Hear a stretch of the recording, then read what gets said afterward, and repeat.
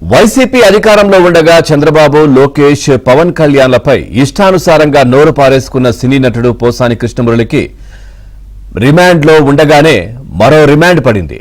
జనసేన నేత బాధిత శంకర్ ఫిర్యాదు మేరకు విజయవాడలోని భవానీపురం పోలీస్ స్టేషన్లో పోసానిపై కేసు నమోదు చేశారు.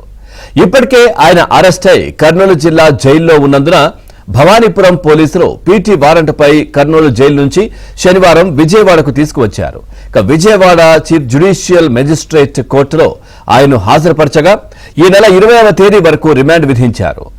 అనంతపురం పోసారిని విజయవాడ నుంచి కర్నూలు జైలుకు తరలించారు.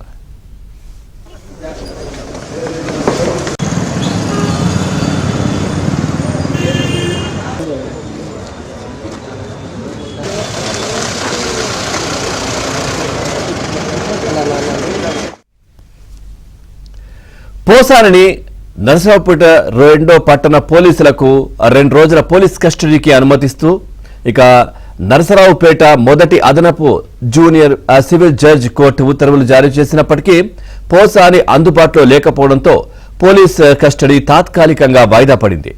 నరసరావుపేట పోలీసులు శనివారం కర్నూలు జిల్లా జైల్లో పీటీ వారెంట్ పత్రాలు సమర్పించగా అప్పటికే విజయవాడ భవానీపురం పోలీసులు పోసానిని తీసుకువెళ్లడంతో నరసరావుపేట పోలీసులు వెనుతిరిగారు.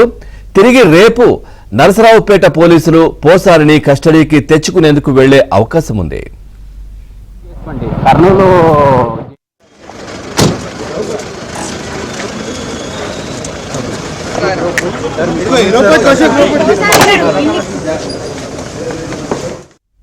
రిమాండ్ విధించడానికి ముందు పోసానికి న్యాయాధికారి పలు ప్రశ్నలు వేశారు. మీపై నమోదైన కేసుల గురించి తెలుసా అని ప్రశ్నించగా తనకేమీ తెలియదని, పోలీసులు ఎటువంటి కాగితాలు ఇవ్వలేదని పోసాని తెలిపారు.